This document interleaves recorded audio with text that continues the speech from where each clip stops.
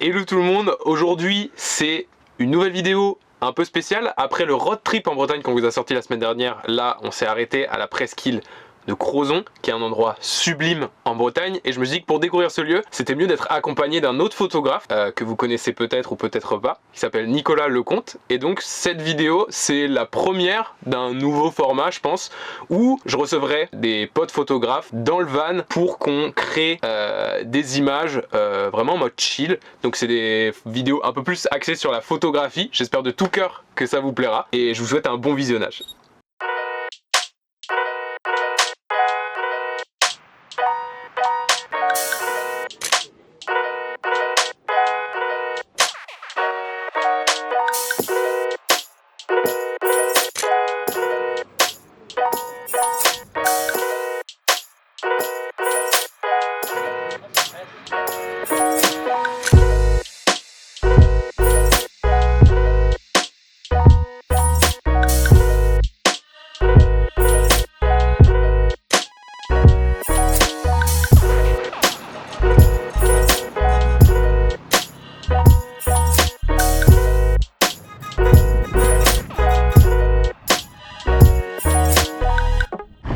Ça va, ça se passe bien? Ça se passe bien. T'as du lourd? Moyennement, pour l'instant. Ça va aller. Ça va, on a encore du temps. J'essaie de shooter tout à l'heure au téléphone, c'est vrai qu'il buvait ses canettes de coca. Ah. On va voir ce que ça donne. Moi ça va, je l'ai pas mal. Hein. J'en ai pris une petite dizaine. Et Martin qui nous filme ça comme un roi. Aïe. Martin, t'es à fond là. Oui, on essaye.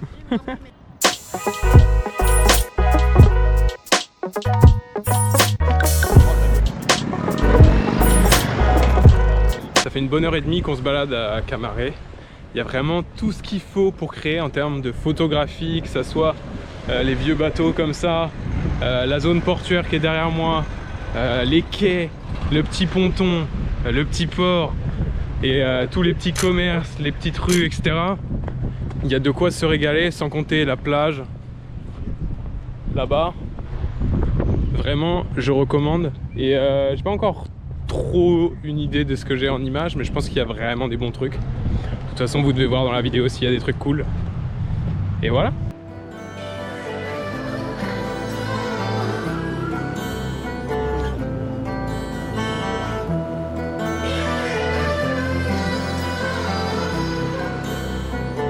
Premier spot de la presqu'île de Crozon, on est à Camaret-sur-Mer. C'est dommage, on n'est pas venu au meilleur moment pour la lumière, mais il y a quand même pas mal de trucs cool. J'ai hâte de voir les photos de Nicolas aussi.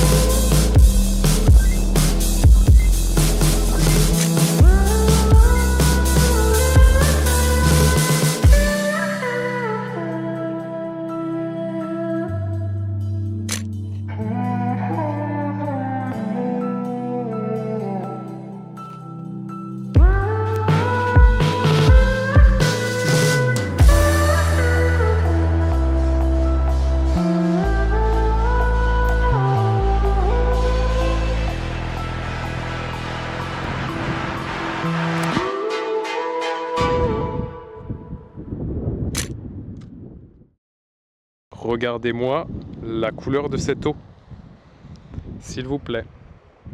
Regardez vraiment. C'est la Bretagne.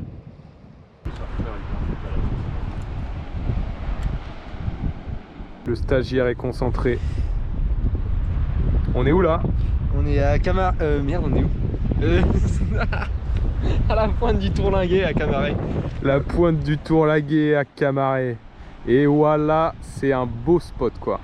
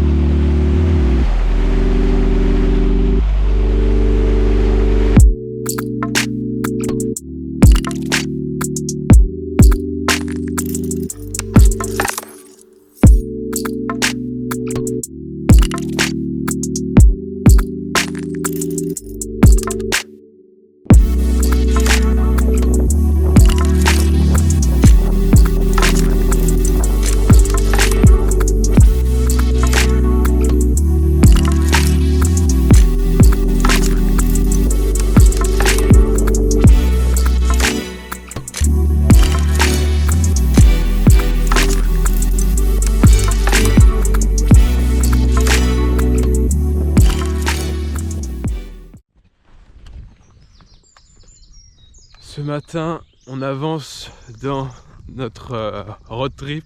On se rend dans un des plus beaux spots de la presqu'île, à savoir l'île Vierge. Et pour ça, lundi matin, sunrise, normalement, zéro touriste, on devrait être tranquille, surtout en juin. Donc voilà, hein. Je suis pas quelqu'un de très matinal, mais si vous voulez spot juste pour vous, go sunrise. Oh le soleil, ça fait plaisir.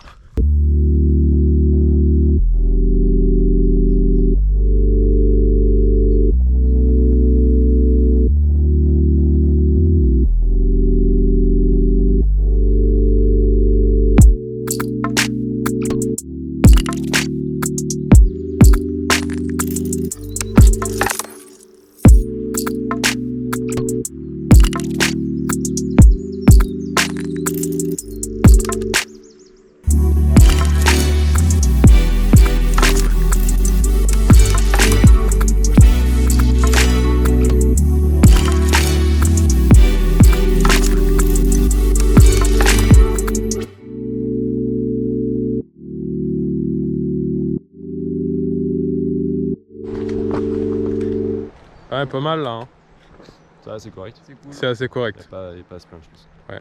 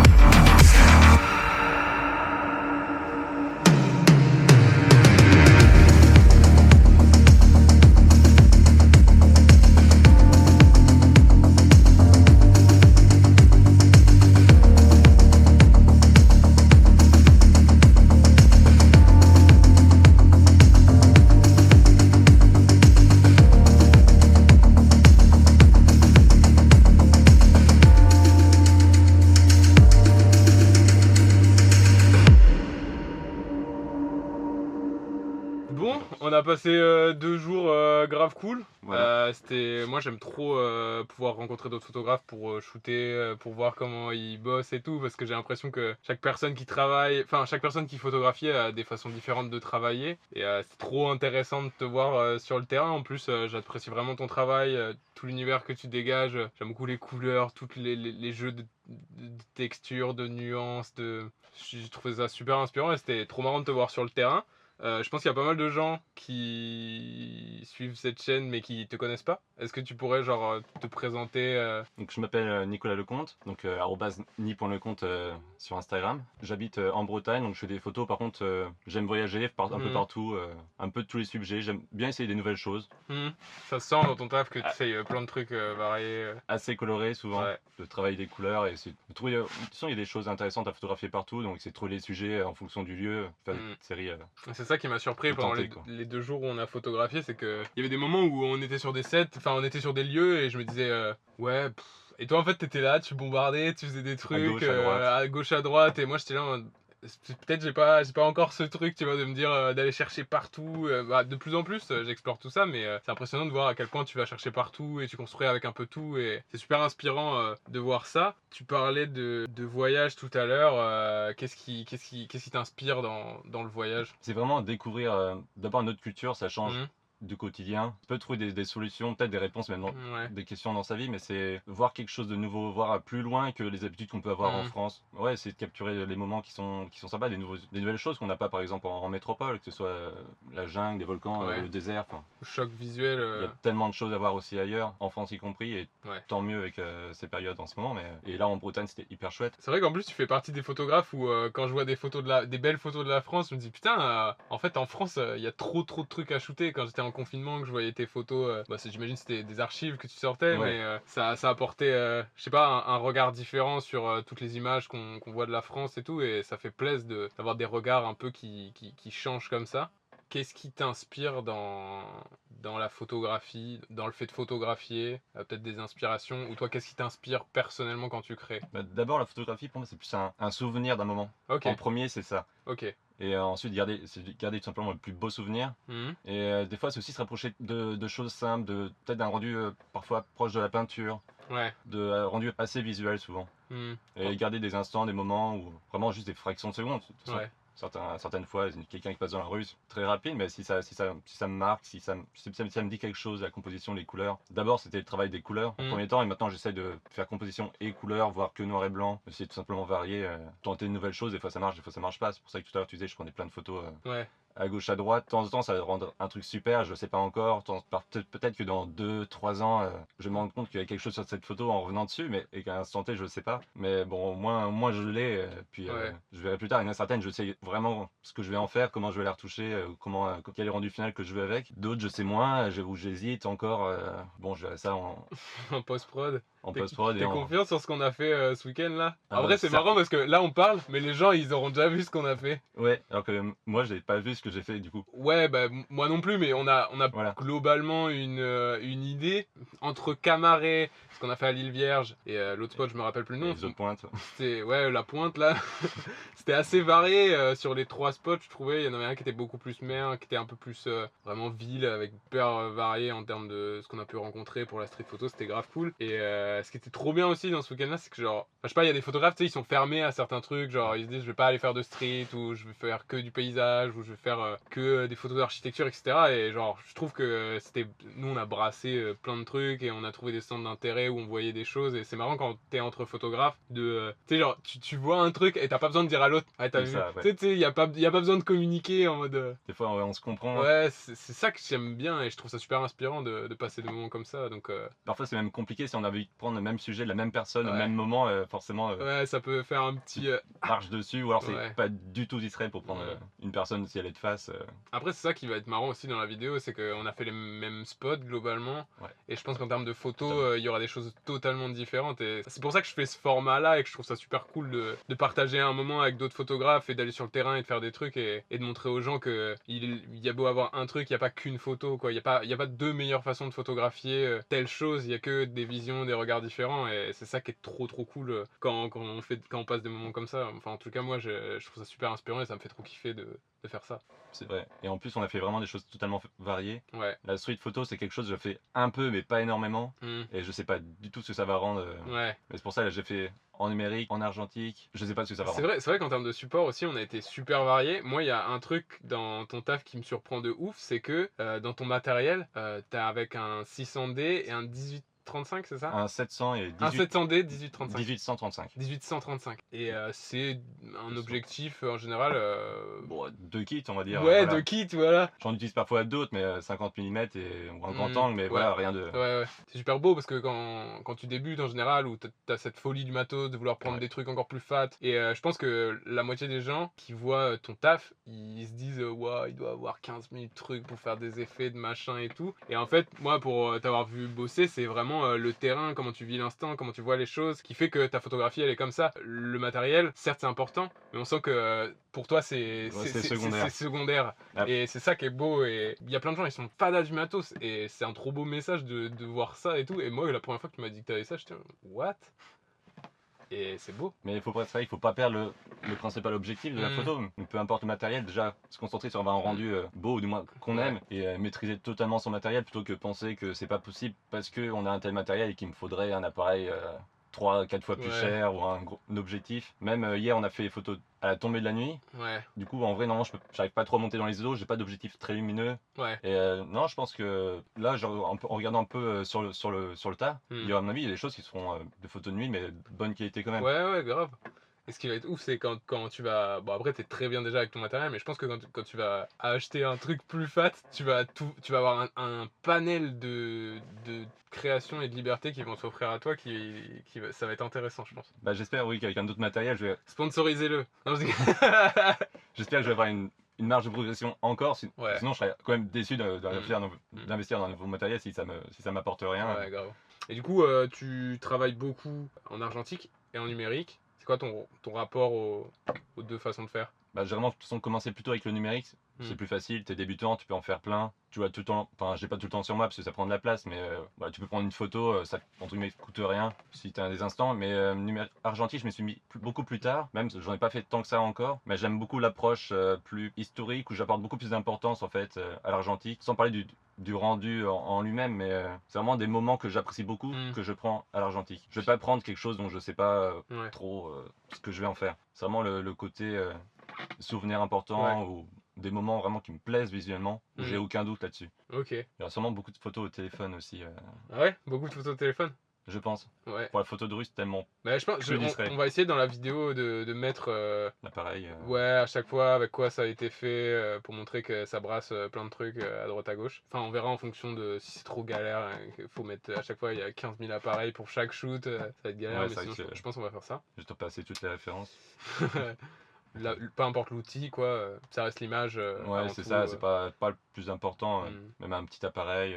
Hmm. Du moment que tu penses bien à ton image, tu sais ce que tu veux faire. Après, voilà, tu peux adapter les couleurs, tu vas travailler comme tu veux, mais à partir du moment où tu as un fichier qui était suffisamment bonne, évidemment, avec un très bon appareil pour shooter de nuit plus facilement, mais Même c'est assez. je sais pas si ça va revenir à la mode, mais je suis curieux de voir, tu sais, les premiers numériques. Je suis sûr, il y en a en termes de rendu. Bon, pas les tout premiers, tu vois, mais les trucs un peu old school que tout le monde avait, les compacts et tout. Je me demande si ça va pas devenir un truc.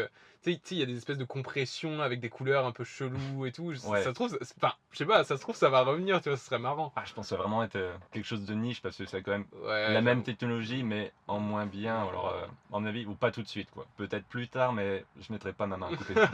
Moi, en tout cas, On va tous acheter ça. dans l'idée, je suis pas prêt de repasser sur les premiers numériques. Moi, je serais Pas envie curieux de tester. De toute façon, j'ai encore le Kiddy Zoom là qu'il faut que je teste. Ça, c'est un petit numérique de merde, donc on va voir ce que ça donne, tu vois. Mais je trouve ça marrant. Est-ce que t'aurais des conseils à donner à quelqu'un qui débute la photographie, quelqu'un qui trouve ton taf inspirant, il se dit un conseil pour réussir à se sentir à l'aise avec son travail, à créer, je sais pas, un conseil. Bah, déjà, pas accorder trop d'importance au matériel finalement. Mhm. Mis à part si c'est type de photographie très particulier, Ouais. si tu fais de l'animalier par exemple, Ouais. t'as pas trop de choix. Mais Au 1855. c'est plus compliqué, c'est vrai. Et C'est ça a clair. encore plus de mérite du coup. Ouais. Moi, j'essaie vraiment de regarder les couleurs autour de moi ou qu'est-ce qui me plaît tout simplement. Voilà, il faut pas forcément penser photographie, c'est Mm. que du voyage. Autour de ça, il y a plein de choses à faire. En France, il y a plein de choses à voir aussi. Donc moi, j'essaye. Parfois, je prends des petites notes. Je me dis, ah ouais, cet endroit-là, j'ai bien aimé cette couleur, cette compo. Un peu Prendre des choses qui me plaisent. l'amour du premier regard Mm. d'un truc, quoi. Quand ça te touche visuellement, se concentrer sur cette émotion-là, C'est ça. essayer de créer autour. C'est ça, c'est principalement faire déjà ce qui nous plaît, et pas chercher à faire quelque chose d'autre pour X raisons. Et puis avec le temps, de toute façon, moi j'ai finalement appris que par moi-même la photo. Ouais, c'est vrai, t'es autodidacte. Et Totalement, ça fait combien d'années que tu fais de la photo? Ça fait 5 ans à peu près. 5 ans. C'est déjà beau. Ouais, Enfin, genre, en termes de maîtrise et de rendu que t'as, d'identité que t'as aujourd'hui, je trouve que c'est déjà énorme, quoi, en 5 ans. Tu vois, en 5 ans, maintenant, c'est vrai qu'avec Internet, tu trouves facilement des moyens de te former, des inspirations, des comptes à suivre. Et je trouve que tu as moyen de progresser tout seul. Si tu as le temps, tu shootes. Et voilà, de toute façon, c'est en photographiant que tu vas progresser. Ouais, c'est ça. C'est le secret, c'est the truc, quoi. Si tu fais pas de Mm. photos, tu vois, des fois, il y a des gens, ils disent, ah, je progresse pas et tout, je comprends pas, ou je stagne. Mais et en fait, avec du recul, tu te dis, Ah oui. c'est quand, ça date de quand tes dernières photos? Ouais, bah j'en ai fait il y a un mois, là, mais voilà. Ouais, un truc aussi qui est super intéressant, c'est que enfin, après là, on était sur un week-end spécial photo et tout, mais je pense Ouais. que tu l'as aussi, c'est constamment d'avoir ce regard sur ce qui t'entoure et d'avoir toujours un appareil sous le coude au final. Bah, c'est mieux. Après, c'est Ouais. maintenant, les personnes, généralement, on a notre téléphone. S'il fait des Ouais, photos c'est correctes, si vraiment l'instant est chouette, Mm. bon, ça pourra donner une bonne photo, évidemment, ça vaut pas un appareil, ça n'a pas la même flexibilité, mais à gauche, à droite, par exemple, derrière toi, je vois des ombres de fleurs. Je me dis, c'est Ouais. pas hyper sympa s'il y a quelqu'un qui passe devant. Ouais, ça devient une addiction quoi. Tu vois tout en. Savoir un peu se détacher de temps en temps et penser Ouais, à c'est autre vrai. chose. Mais... Apprécier le moment aussi avant tout. Moi, j'adore vraiment ton travail, Nicolas, je te le dis. Et je pense que ça leur plaira aussi. Donc, où est-ce qu'on te retrouve Bah, sur Instagram, j'ai 2 comptes, Ni.leconte et On the Road of Neil. Ok, on les notera quelque part. Et puis, les liens sont en description. Ben voilà, je pense qu'on a tout dit. En tout cas, c'était un plaisir de partager ce petit week-end avec toi. On a bien Bah, moi kiffé. aussi. Petit sunrise, petit sunset, plage, petite baignade, petit coup de soleil. Probable. Probable. On teste le format, Bah t'es ouais, le merci. premier. Merci à toi pour l'honneur d'être le Grave, premier à tester ce moi ça format-là. me fait plaisir. Bon bah voilà, c'était Nicolas Lecomte et Jonathan Bertin vous font découvrir la presqu'île de De Crozon. On a bien kiffé, le spot en termes de photos validé. Et puis n'hésitez pas à suivre Nicolas sur son compte Insta. Et n'hésitez pas à me dire en commentaire ce que vous avez pensé de ce format. En tout cas, c'était un gros kiff de pouvoir tourner avec un autre photographe. J'espère qu'il y en aura d'autres qui suivront. Je trouve en termes de création, d'échange, c'est super enrichissant. Surtout avec le van et tout, on a pu dormir un peu où on voulait, faire ce qu'on C'est ça. voulait et tout. Voilà, c'était royal. Et puis on se dit à la prochaine Nico. Et vous, merci d'avoir regardé. Et puis à la prochaine. Ciao. Ciao.